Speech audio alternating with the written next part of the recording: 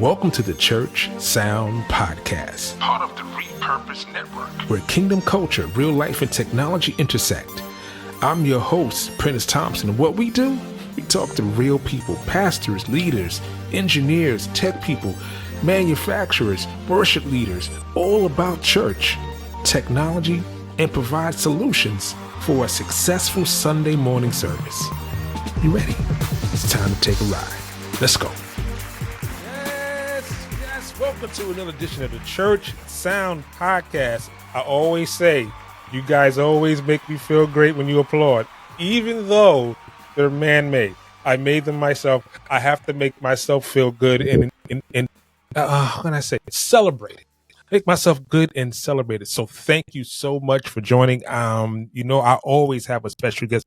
Before we get into that, what I like you to do, like, subscribe, review, go to the YouTube channel, wherever you're listening, copy the link, send it to someone that you think can be impactful, because we are here to serve churches, provide excellent information for them to grow, and whatever size your church is in, we're here for it. So you got a special guest who's returning. Did I say it again? Returning to the show. My good friend, this is the trifecta. The trifecta of Ron Procopio, returning from the Worship Audio Visual Experience Conference. Welcome, sir. Yeah, it was funny. I was thinking about this last night and how the last two times you've stumped me on the questions at the end of this, and I'm like, I gotta get prepared. What kind of reading can I do? How do I get ready? I love it. How you doing, man? I'm doing good. We are very close.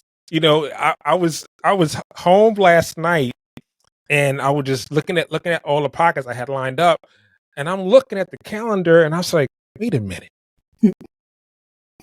We have to be like under 2 weeks out. And I was like, I have not gotten Ron on the show. So I hit you last minute, and I was like, hey, listen, man, because we're running the ads. We're running them like the top of the show. And I was like, well, they need to talk to him. Well, I appreciate it. I love coming on. I subscribe and follow all of your stuff, as you clearly know. And I listen to all the podcasts, and we get it out for our audience too, because I know that's what I love about our partnerships with you and some of our other groups is we want to make sure that we're passing on information that's helpful to technicians, worship leaders, pastors as well. And so I appreciate very much what you do here on this podcast. Hey, listen, you would not believe that I think this is episode 300. I think we're over 300 now. What? Yeah, That's we're over crazy. 300. Yeah, we're definitely over 300 right now. It's amazing. It's more than amazing. Yeah. It's more than amazing. I lost a couple of follicles, doing the process. But hey, I'm here, right? You're not alone. I'm trying to make myself look pretty earlier, and I'm going, where did it go? Actually, you'll appreciate. I did a Facebook post yesterday on my personal page, and I said that I named this event Wave, not knowing that my life was going to go through a metaphorical wave. And I said, maybe my next event I can name Success, or Millionaire, or Dapper Man who randomly grew his hair back. I'm going to put it out to the universe that way. Well, listen. We all have our personal challenges that we battle from day to day. Oh yeah. Inside and outside of our professions and things we do, but we always like to make sure that we provide information, like you said earlier. And I went to the first one, presented at the second one. I wanted to go, but my calendar is just like kind of nuts right now. And I know you talked about partnering and expanding with this conference. So our listeners right now, you heard the commercial, right? You heard the commercial. Yes, sir. Thank you. Well done, well done commercial there. Like nice radio voice you have there, sir. I'm working on it. You're working on it. And so tell us, what is the difference between this one and say the prior two that you did? Yeah, the first, believe it or not, this is actually going to be our fourth one. Really? There was another one. Yeah, we did one in Anaheim was our first, and then we did Orlando and Louisville. What's different about this one is we have partnered with another event called Cavlo. Cavlo is another audiovisual trade show. I'd heard of it. I knew of them. They reached out to us and said, we think we should be doing joint events where two events are going on, but we're sharing a single expo floor. What it does is it gives everybody more value. The attendee that comes to it gets to see not only our exhibitors and our presenters, but also can participate and see their sessions, can see their exhibitors. They primarily attract an audience that is integrators, installers, people that are working in theaters or event venues or arenas and stadiums. But the technology is very similar. I mean, so technology is actually identical because when I always tell this to people, I was like, you got to think of Sunday like you went to a concert. Yep. But this happens 52 times a year. Right. And we just have to be consistent with our presentation. Yeah. So the same equipment, the same production value that you want to present, no matter what size of church you're in, it's exactly what it is. So continue. It's worked out so well because he brings a different Rolodex, to show my age, of contacts. So he was able to bring in companies that are breaking ceiling installed speaker systems or networking companies that are going to be able to set up networks in your church that are going to run, digital signage all over the place. Whereas my bread and butter, my experience comes from more the production side of things. So I was adding the lighting companies and the LED wall companies and the loudspeaker companies. It really was a nice marriage in how we worked together to create this event. So we're really excited about it. I'm excited because I remember at the end of the St. Louis event, and I called you just to check on you, and you were kind of like down in the dumps. It's hard, running an event it's like one of those ultra marathons. It's not just a marathon, but you ran one before to get there and you run one to get home. People don't necessarily realize that those 2 or 3 days of an event take up to a year of planning and organizing, and you're putting your heart and soul into every day. And when an event ends, there's a massive decompression that happens. Right. And it's hard, to get people to understand you've done everything you can, and sometimes it's not going to be good enough for everybody. So yeah, that was really hard to come out of that one. Let me ask you this. So you said it takes a year to to someone who is, maybe looking to do a conference or maybe something on a smaller scale, what would be the steps that they would take, to do that? Yeah. It really starts out with, what are you trying to accomplish? What is the goal of the event? So a lot of it is research. It's making connections like we have. It's, we made, my first phone calls were with Brian Blackmore of Church Production and Michelle at Technologies for Worship, and was like, hey, I'm thinking about doing this. Would you be able to help me in finding presenters and letting me understand what are the needs of the church that aren't being addressed, that I can create something special about that. So a lot of it's research. It's working hard on that.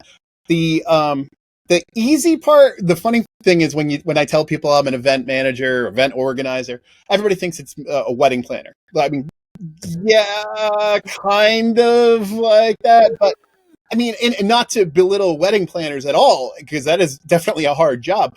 But it's completely different in that we're dealing with logistics on a grand scale over multiple days. We have content sales with the booth and sponsorship. We have marketing that is by far the hardest part of my job right now. In a post-COVID world, marketing is so different than what it was before COVID. And it's all of those pieces combined together. It's going to be a lot of work, and I don't know if I would recommend it to anybody. You know, think and pray on that one before you jump in. So let me ask you this: you said marketing in a post-COVID world. Yeah. Define marketing pre and post. Yeah, it was first off, pre-COVID events were very successful. Everyone wanted to go to the party. It was fairly regimental, scheduled, formulaic even, where as an organizer, you have a schedule of send this email to this audience X amount of weeks out, and you could expect X result. So I'm going to send you registrations open 12 weeks out to 50,000 people, and I can expect 500 would sign up. COVID changed all of that. There's a reluctance to immediately sign up for things. We've become a busier society where they're not necessarily signing up 12 weeks out. People are wanting to see, hey, I don't know what I'm going to be doing on that day. I need to sign up. If I'm going to sign up, it's going to be in the last 2 days before, when I know that I'm going to be free and available. It was fascinating to me when we did our Orlando event in particular. We had people flying in from California that were signing up 3 days before the event. That Really? prior to COVID would have been unheard of, because what happens there is they're paying a higher airfare, Right. higher hotel rate, Right. higher registration rate. Previously, it was like, hey, I'm going to get in early. I'm going to sign up and get the cheapest options possible, save money for my church and myself. That has gone out the window. It's more about, can I be convenienced? I need to make sure that my schedule and my family are right before I book. So it's a very different world. And the other thing that's really big, and it was actually something I said to the Cavlo guys just today, the marketing has to be very personalized. It has to be, what am I getting from this event? It used to be like, hey, we're having this awesome event, you should be there. Now it's like, I want granular details of, I'm going to learn this particular skill that I can bring back to my boss, you know, the lead pastor, the tech director, and prove that this is why I'm going to be there and judge the value. So it's a very different approach. And I'll admit, I'm still learning it every day. It's completely different. So if you look at our marketing and it looks different from week to week, there's a reason why. I'm literally trying to pay attention. So as far as you say, you're going through this process of learning marketing in a new world, if you will. Yep. I look at it like this. People got so used to being at home, being able to be entertained wherever they are, being able to get information wherever they are. We've become accustomed to it, just like going to church online. I remember so many churches, when they reopened, they were the churches that were afraid to do online because they felt that they would, before COVID, that was afraid to do online church because they felt no one would come, were suffering because they didn't have an online church that people could go to. Right. Yep. Then you have the other church who were like, okay, now we had online services. Now we can't get them back because they got so used to the television experience or the YouTube, like I say, YouTube University experience of church. Yeah. And I often say this to people, no matter what they do in their lives. It's like, you have to sell the experience. You have to sell the experience. That may sound cliche. That may sound like marketing. That may like in church world, it may sound taboo. Yeah. However, when you go to a restaurant, you sell the experience. Even if you're going to pick up your food. Yep. Even if you're getting it dropped off from DoorDash, there's a reason why they ordered the food. There's a reason why they watch it online. There's a reason why they go into the building. So you have this whole, I would say, tri-level of people who use these different experiences for their day. Like, where do you plug in? And a lot of times, I think churches get lost in the sauce. They think that we have to stream. Like, you don't have to stream. You have to decide who your audience is and who you want to attract. If you can't do it in a way that's entertaining and or presented with great light and good video and all those things, people are going to skip you. You know, I was this was during COVID. My dad is a music minister and at a Catholic church in the Northeast. So obviously very different experience than a lot of other churches.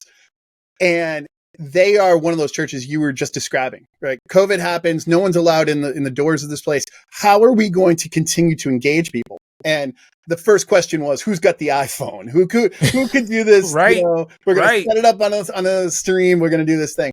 And over the weeks of COVID, it was, okay, maybe somebody else has got a microphone and a mixer and can sit here and help, you know, create this experience. And what I kept telling them, I said, look to your grandchildren. Your grandchildren are on YouTube, Snapchat. They're doing all of this thing. That is what you're competing against. And it's not like a direct one-for-one correlation of, you know, they have a choice of Snapchat or going to church. Right. But it's that it's their daily experience. Use that word. Daily experience. Yeah.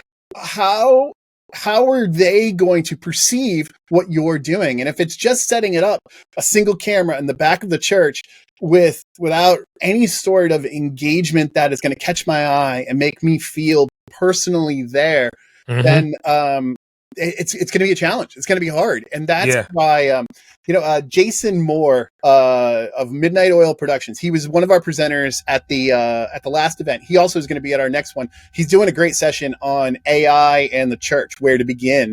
I would love to have him on the show. Oh, you totally should. Jason's a genius, a very smart man.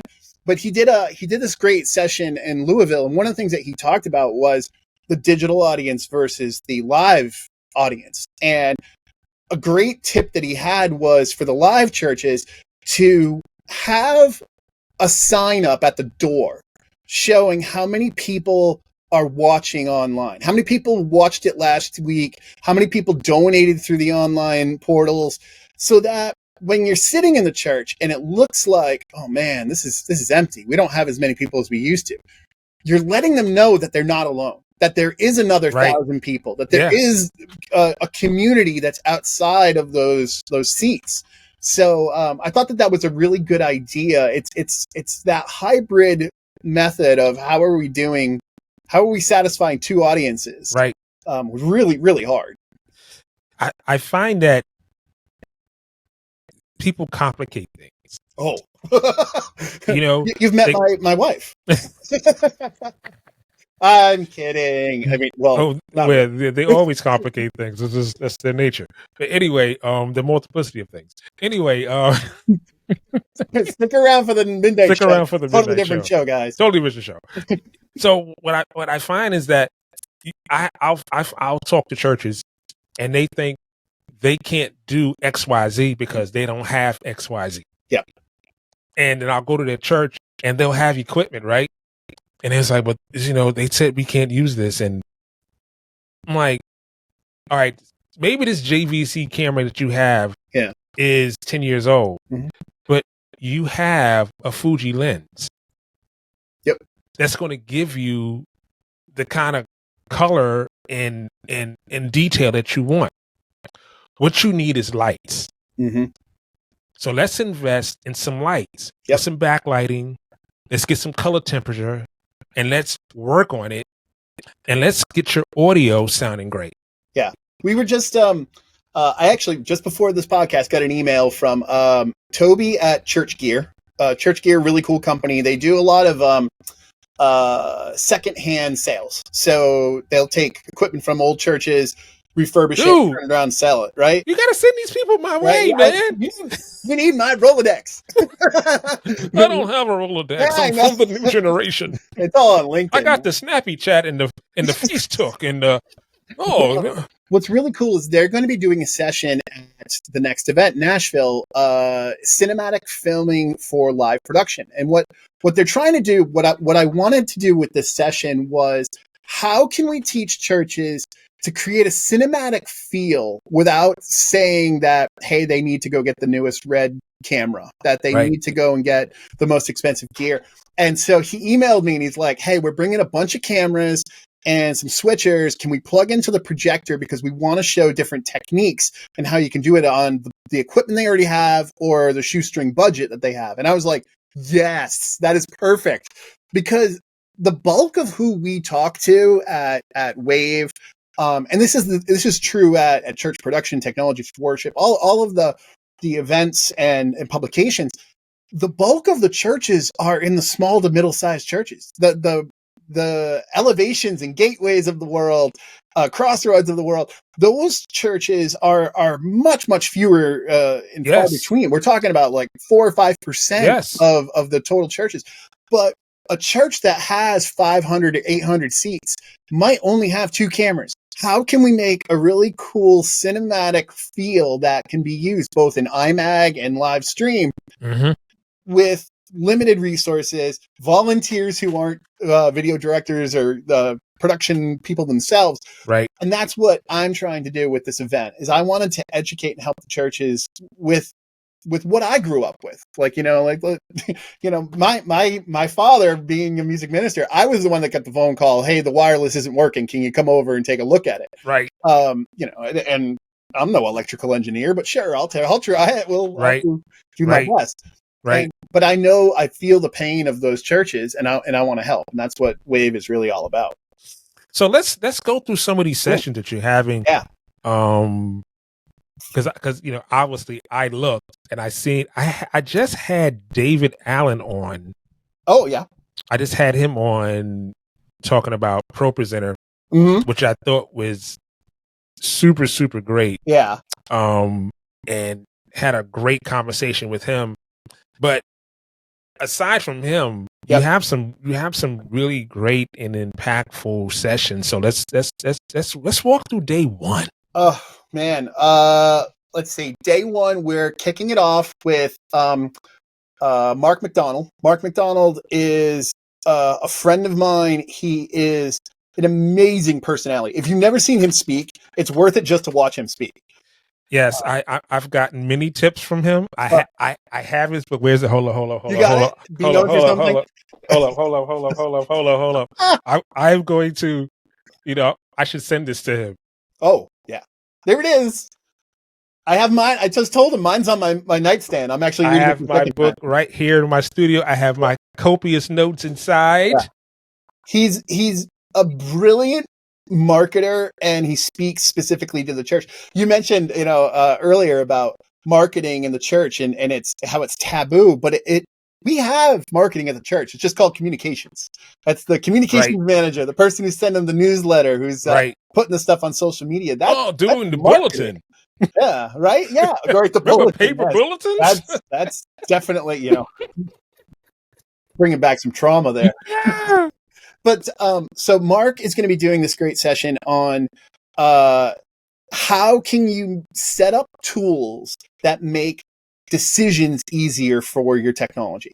Meaning, like, you're going to set up parameters that this is how we do things, and this is the colors, and this is the shapes, and this is who we are as a church, so that when it comes time to buy new gear, or you need to upgrade, or something's broken, or you have a guideline that says this is the tips to follow. Now, it's not going to tell you what brand to buy or like what lenses to get, but it's going to say when you go to that integrator or that video company or the lighting company, you're going to be like, these are the colors that are important to us. These are the kind of angles that we try to get. This is what we're trying to portray. That's such a great session because, again, we're trying to make it easy for everybody, trying to make life easier. We have a new session that just got added. Our friends at Sweetwater Sound are doing a session how to improve your in-ear audio. I love anything like that. I mean, is Jeff doing it? Jeff Barnett and Kent Morris. Yep. Okay. They're going to be there. Dara Samuels of Christ Fellowship Church is getting the most out of your volunteers on that day. We have so much going on. I'm like, now can I remember them all? Some of the other, we mentioned the AI. On day one, we're doing a panel. Justin Firesheets, Church of the Highlands in Alabama. He's driving up and he's running a panel which has a number of local production managers and tech directors. And it's going to be the Easter postmortem. We're doing this panel just a couple days after Easter. And what I wanted to do was I wanted to embrace the fact that we were so close to Easter instead of run away from it and say, you guys have just finished your Easter services. It's going to be fresh in your mind. You're going to know that gear didn't work, or that technique didn't work, and we thought we were going to do this and it didn't work. This is the session specifically for you, where these guys are going to get together and say, these are the lessons that we learned and we're experts. And that tells you a lot. And then, then obviously you've got the whole expo floor to walk around and say, hey, right. I know, our loudspeaker system's 15 years old and it was crackling and we're trying to get that out. Mm-hmm. You've got 9 loudspeaker manufacturers to choose from that are going to be on the expo floor. So it's kind of intentionally designed that way.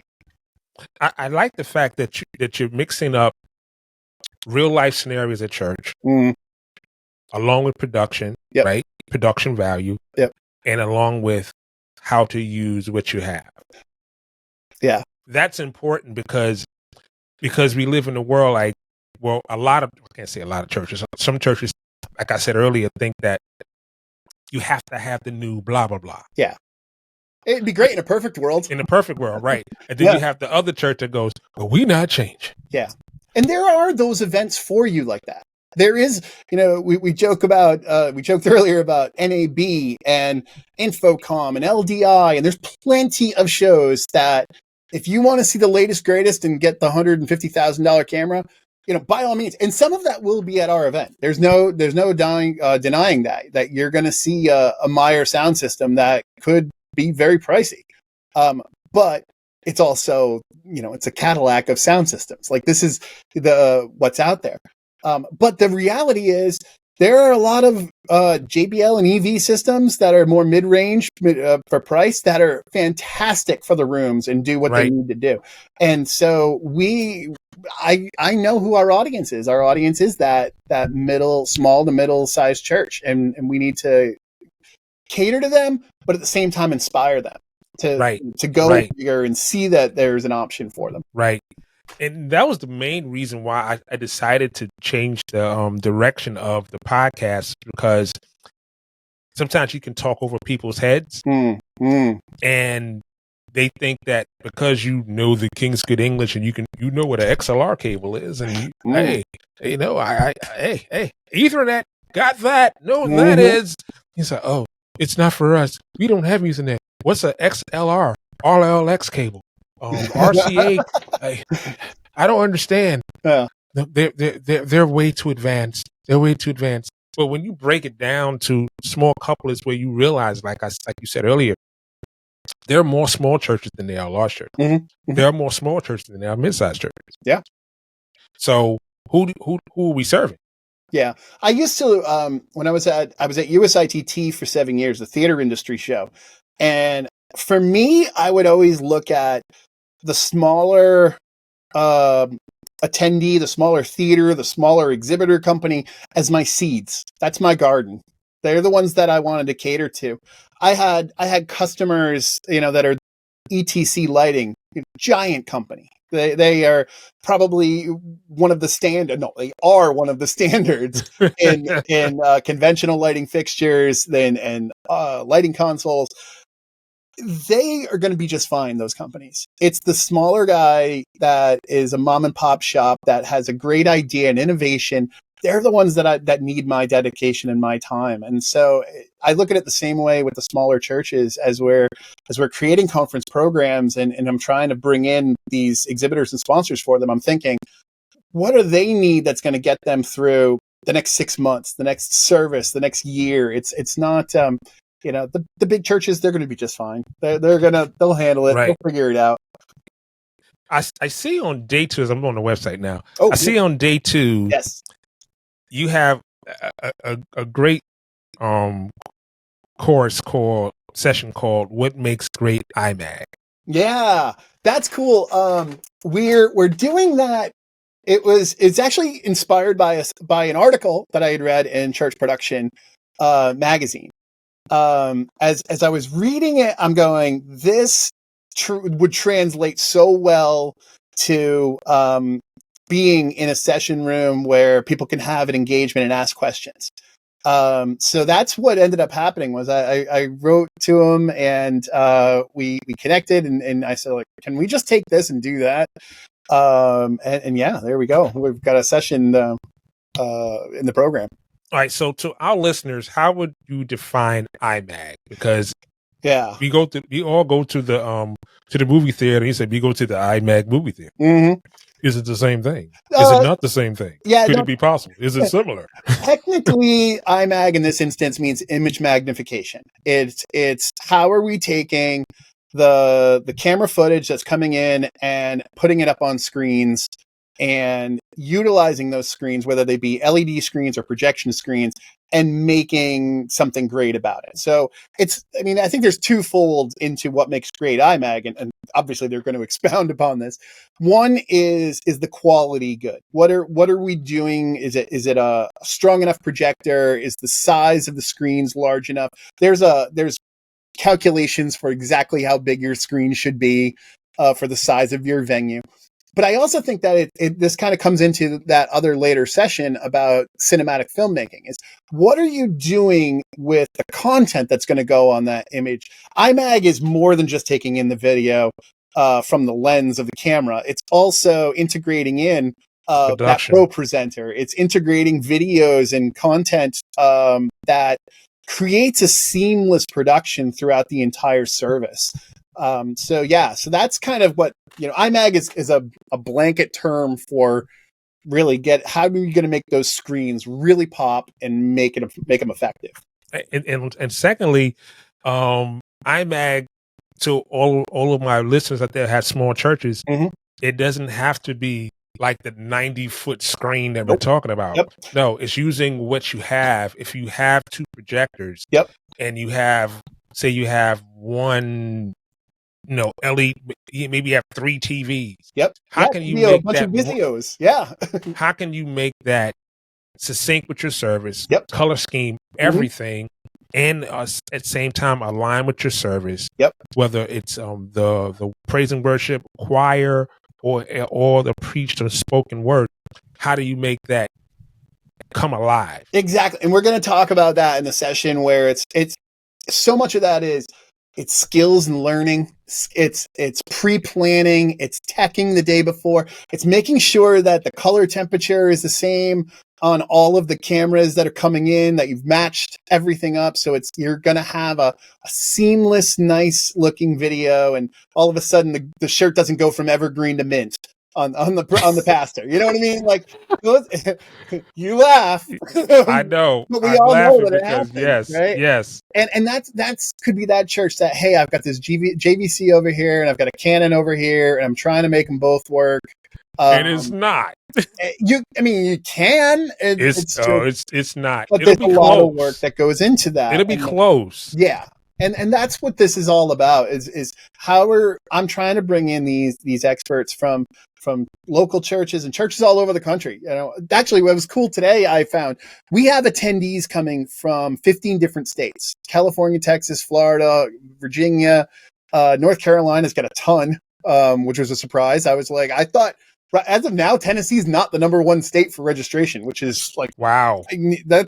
Which is probably going to change in the last couple of weeks. Because all the locals, last 3-4 days. Yeah, they're going to be like, oh, now I can go. The ones that are giving me Arjuna, but the truth is that we're trying to bring in this community from all over the country to talk to each other and say, hey, what are you doing about this challenge that I have? Do you have that same challenge? And that's what these conferences are really intended to do. It's about dialogue. I see you have a session which I think is really how to repurpose your sermon, social media production, and leadership. Yeah. And I think that when we combine real life with technology and bringing people, because at the end of the day, I always say this, at the end of the day, everything we do is to bring people to Christ. That's it. Whether you on a fader, whether you're on the camera, whether you're speaking, whether you're greeting, whether you're in the parking lot, it all adds up to that. Yep, we're serving. Yep, absolutely. We're serving. So all of this technology, and the funny thing, I was thinking about this. I say, hey, so when the world was created, Everything that we needed was already in it. Mm-hmm. Mm-hmm. Isn't that crazy? Yeah. It's just time and knowledge. Yep. How to use what's already here. Yep. Yep. So we are tied to technology. We are tied to technology to push the message of Jesus Christ forward. So we can't lack on it. It's like do you drive a car with square tires? Because that's not how we do it here. No, I don't do the Fred Flintstone routine anymore. My there's no feet. Yeah, I got a bad Yeah. back now, and my feet hurt now. Hey, what are you going to do, Wilma? What's going on? Yeah, no, you're right. The technology is there to, I think, and that's one of the, going back to that AI in church. AI is such a divisive word right now. Oh yes, because it's something that is frightening. It's something that is exciting because there's so much potential there, and it might not be for everybody. There might be a church that sits in that session and says, this is just too big and too crazy of an idea. I can't do this. But there may be a church that's going to hear that and go, I can do something with Chat GPT that I did not think of. Yeah. And that, yeah. I mean, Yeah. I'll admit, hey, listen, I'm using it a little bit. Let me tell you something. Let me tell you something. Oh, I'm about to learn. I use it daily. Do you? Yes. Wow. And let me tell you the reasons why. Because we all use Google, right? Mm-hmm. We all use Google for one thing, to search. Absolutely. All right. So with Chat GPT, this is what it allows you to do. Mm-hmm. It allows you to do deeper level searches. Really? Instantaneously by telling it what you want to search and how you want to search it. Mm-hmm. And at the same time, provide you the source and the information along with a layout. So I could say, okay, listen, I need you to operate as a screenwriter that writes for action in a TV series. Mm. Okay. It'll respond and say, okay, I'm waiting for you to, and I'll say, shortly, I'm going to provide you with a short paragraph. Can you break this into action scenes based on the paragraph that I sent you? All right. So I'll have a paragraph, maybe 10 lines. It'll take that and the characters and say, here's the angry of this one. And this one says it's this. This one says it's excited. And this is how you would phrase it. Interesting. All right. So then I take all that information and go, what direction do I want to go with this screen? Yep. This and you can use it for everything. So say a skit for children's ministry. Yep. I need you to operate as a child psychologist. Okay. Can you provide me 10 pain points around molestation? Wow.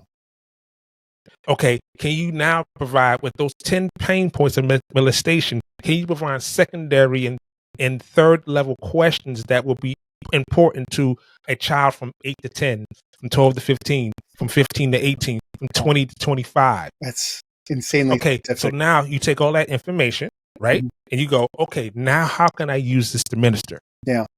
Yeah. That's so cool. My primary use right now is on that marketing communication side, where I'm looking at how am I speaking, and is there a better way that I can be speaking to a church that has these challenges? And that's typically how I'm looking at it, is, give me a subject line that's conveying this. That's, I want to be able to help people, but this is how I want to phrase it. But, I might not come at it from the angle that is going to be most receptive. So that's typically how I'm using it right now. But I'm just dabbling. I'm actually really excited about that session, because I think I'm going to learn a lot in it. But there's so much going on. Yeah. But this is where I'm talking about where the fear factor is. So, I actually learned about Chat GPT at the Orlando conference. Yeah. I saw it. Someone said it to me like the day before I Mhm. got there. Yep. And then at the end of the session, one of the gentlemen was showing it. And I was like, wait, hold up. What? Yeah. How I did said, I that just saw that. I said, okay, how can I use that?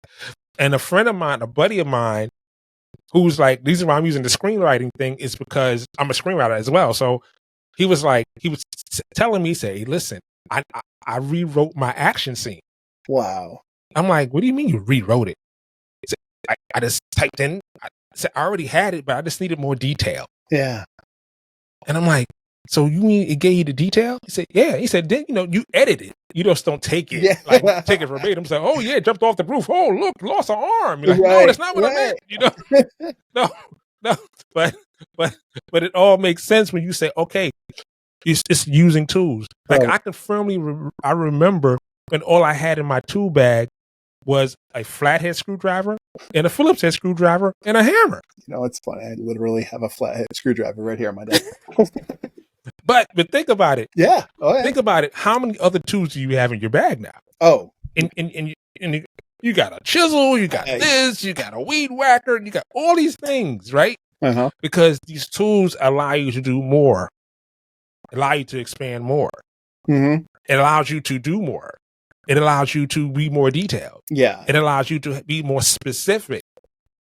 So if you're not using tools and you stuck using a hammer, and a flathead and a Phillips head screwdriver, that's all the work you're going to be able to do. Right. I'm in the point where I'm excited in the next couple of years is seeing how is this automation and the AI technologies going to allow me to condense some of those things, because I've got so many tools that it's hard to keep up with them. Like I have on my web browser,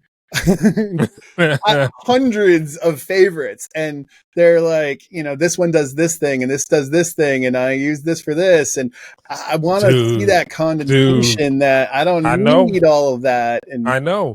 I guarantee you it's like things are coming that's going to combine a lot of things. I saw something online, I think yesterday, where they were taking, this is really cool. I got to research it, but I saw this app that, because now you have these AI apps where like Opus Clip, where you can put your clip in, it'll create 10 parts of 10 contents creations for like a minute to a minute and a half, right? Mm-hmm. Now that I saw this software that says, okay, take your video, upload it, right? It'll create content for different social media. So it'll create a story. It'll create a blog. It'll create Facebook.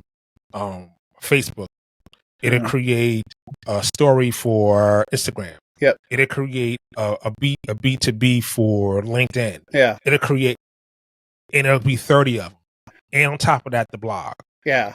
And you know what? That is so from someone who's in charge of social media, and I'm sure you can validate this. It is so frustrating for the different sizes and the different specs. This one needs audio. This one doesn't care if you have audio. This one needs to be 1080 by 1080. This one's going to be 1080 by 1920. This one's got to be. It takes to do a single post for me. Listen. I don't know, 25, 30 minutes of easily going into Canva, setting it up, updating all the images. It's frustrating. It's hard. I would spend my weekends. I use a program called Social Pilot, where I pre-plan all of my social media. And it's not because I'm not trying to be nimble. It's because I want to be focusing Monday through Friday on the things that I need to be working on. So my Saturday is where I'm just creating post after post after post and scheduling the whole thing. And it's nice that I don't have to go and hit send, 5 times in a row. And what's the name of the program? It's called Social Pilot. Social Pilot. I mean, there's tons of them. HubSpot's probably the biggest one that's out there, but this one for me, the price point was right. It wasn't too expensive. And it also connected with Instagram, Facebook, Twitter, TikTok. Most of them weren't connecting with TikTok. Talk about another hot button. I have a TikTok account for Wave. We have 47 followers, something along those lines. It's so different. It's a totally different world. But I find more engagement there. I find that people are more likely to like and share. It also is where a younger audience is. True. The bulk of our audience is on Facebook. That's where you're going to find most of our age group that are working in the churches, that are interested in the education. They're the leaders. Right. It's just the age demographic. Whereas the TikTok audience, Instagram to an extent, and I don't do Snapchat. I just personally, I don't understand Snapchat. My nephew could probably sit there and tell me all about it, but I just look at it like I don't. What am I doing on this thing? But for TikTok in particular, I think that it's more about cultivating the next generation. That those people are going to be, they're going to be the followers in 10 years. They're going to be the leaders of the church production levels. It's happening now. Mm-hmm. The church I mix at now is like most of the staff is like 25 and down. That's awesome. That's fantastic that you have a church that's got that. Yeah, it's like, and they're all tech. Yeah, it's all tech. Like, I'm the oldest person there. Yeah, it's crazy. They probably learned some of that in school. Like, we didn't. You and I are that generation. Yeah. We had to figure it all out. Right. Literally, it was no YouTube University. It was like, open that thing up and see what it does. No, hey, I remember dial-up internet. I remember telling my mom we needed to get Prodigy. I was like, I remember my mom specifically. I was like, Mom, we need to get Prodigy. We need to get this thing. It's going to be awesome. I'm like, you can order airline tickets on your computer. And she goes, why would I do that? Why wouldn't I just pick up the phone? And I was like, I didn't really have an answer back then. And so, unfortunately, don't follow her for stock advice. She was completely wrong on the internet. And, but it's really cool that we have this time where we can utilize all of these different things. Yeah, it's very, very cool. Yeah. All right, so before we get out of here, we could talk forever. I absolutely love doing this. Before we get out of here, we have our segment. 30 seconds and go with Ron Procopio. All right. Ready. Question number 1. When did your growth spurt happen? Sophomore year of high school. Sophomore year.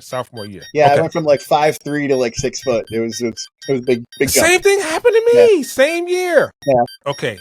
Cocoa Puffs or Fruity Pebbles? Ooh, Fruity Pebbles. Fruity Pebbles. Mm. Okay, so we mentioned our favorite cartoons. Mm. If you had to choose between the Flintstones and the Jetsons, what would it be? Oh man, that's hard. I gotta go Jetsons. Okay.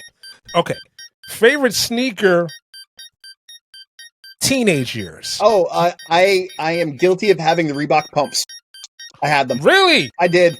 Saved up the money from my paper route. Wow. I spent $130 on them back then. Wow. Okay, first microphone purchase of your own. Oh man. Audix OM5. Love it. Really? Yep. Really? Okay. So would you agree that you could run a truck across an SM7B and it live? Oh, the cockroaches are going to be using the Shure microphones after the apocalypse. Yes. After nuclear holocaust, there we have it. Ron Procopio, he survived. I did. This is good. You survived. You did it, bro. You threw me some softballs there. That was nice. Yeah. I had to throw a curve in that and spitball in there. So tell us the date and the location of the event. Absolutely. April 2nd and 3rd, we're going to be at the Gaylord Opryland in Nashville, Tennessee. So please do come join us. See all the great technology. There's a whole bunch of stuff there for you. So excited to have you here. And I'm going to say it like I always say, keep God first in everything you do. And we will see you next time on the Church Sound Podcast. And Ron Procopio survived. Ron Procopio survived.